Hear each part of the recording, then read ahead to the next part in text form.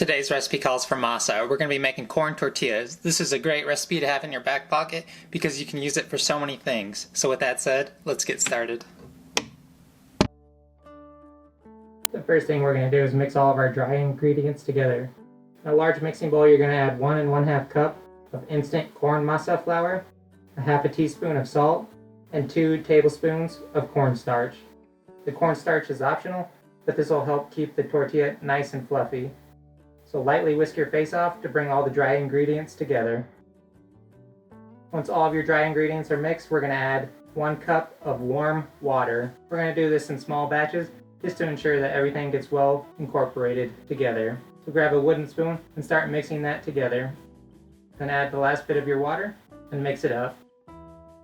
And realize the wooden spoon is worthless at this point, and go ahead and ditch it and start kneading your dough by hand in the bowl. You're going to knead your dough for 5 minutes. Now is the perfect time to tell if your dough is too sticky or too dry. If it's too dry and not coming together, add small teaspoons of water until it comes together to make a nice dough ball.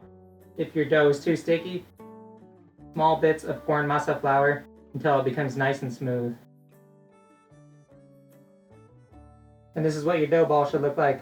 Nice and smooth, kind of like Play-Doh. Now grab a kitchen scale and weigh out 1 ounce pieces. We're going to make 1 ounce balls. This will make a perfect small street style corn tortilla. You don't have to weigh them out. This will help keep everything nice and even and uniform. And it'll help give you a higher yield from your large dough ball. All you're doing is pinching off small bits until you get 1 ounce. Once you get a 1 ounce ball, go ahead and roll it in your palms to make it a nice smooth dough ball like we did with the large one. If you practice this enough, you won't even need a kitchen scale for this. You'll know what 1 ounce looks like and feels like. I used to be really good at doing this, but if you can't tell, I'm pretty rusty now. I really need to practice. We're looking to get about 16 small corn tortilla balls. Once you have all of your dough balls made, go ahead and place it back into your mixing bowl. Now that you have all of your dough balls made, we're going to cover them with a clean, damp kitchen towel. We're going to let those rest for 15 minutes. This will ensure that all of our corn masa flour becomes nice and hydrated. This is the instant corn masa flour that I used. You can find it at most big box stores, or you can hit up your local Mexican market and find it there. Now that we're waiting for our dough to rest, we're going to get our tortilla press set up. What you're going to do is take a Ziploc bag and cut off the top. And we're going to cut down the sides of the Ziploc bag to make 2 flaps of plastic.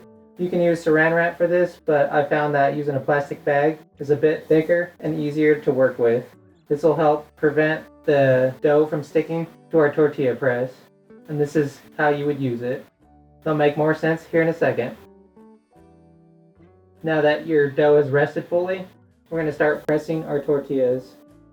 So grab 1 dough ball and throw it in your tortilla press, having a piece of plastic on the bottom and on the top, and pushing firmly to flatten out the tortilla. Now that your tortilla is pressed, you're going to peel it off the plastic bag. You're going to push with 1 hand and peel it with the opposite hand.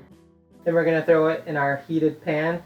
You want to ensure that your heat is on about medium high. We're going to cook our tortilla for a minute on each side. So we'll cook it for a minute on this side. You can use whatever pan you have. You can use a Kamal, a cast iron pan, or a non-stick like I have. No matter what you use, you just want to ensure that your pan is ripping hot. Then we'll flip it over and cook it on this side for a minute as well. Then we'll flip over our tortilla one last time and push on the center of our tortilla, making a pocket of steam. The steam will help cook the inside of our tortilla, so we're going to let this go for a minute as well. And you can see the little pillow tortilla that we have in our pan. I like to slightly flatten the tortilla dough ball in my palms. I think it helps. I don't know if it really does or not, but yeah, do whatever you think is best. You don't have to do it, but yeah, okay. Once your tortilla is done, throw them in a tortilla warmer if you have one. If you don't, you can also use a kitchen towel like I did. This will help keep the tortillas nice and pliable and keep them ready and warm when you want to eat them. So we're going to repeat the same process for the rest of our tortilla dough balls. If you don't have a tortilla press like this, you can also use a baking dish or a large saucepan to flatten your tortillas. You'll use the same method with the plastic to press your tortillas. If you're going to use a baking dish or a pan, ensure that you apply the same equal pressure so that all of your tortillas come out uniform and the same. Now that our corn tortillas are done, let's give them a try. These things are nice and soft, just the right amount of salt, way better than the store-bought ones, and there's very few ingredients in it compared to the stuff at the store. These are nice and pliable, so you can pretty much do anything with them. Can't wait to make tacos with these. Alright, that's it for today's video. This recipe is super simple, and like I said before, this is a great recipe to have in your back pocket. You can make so many great dishes using these corn tortillas, like enchiladas, taquitos, tostadas, and of course tacos. So if you enjoyed today's video, give it a like, and also find me on Instagram at TaylorMakes92. I think I'm gonna go make some quesadillas. Probably have to eat like 50, maybe 100 just to get full, because these things are so small. But with that said, we'll see you on the next one. These are going to be perfect for tacos. They're way better than anything you could buy at the store. They're nice and pliable, and still you can play with them and other things.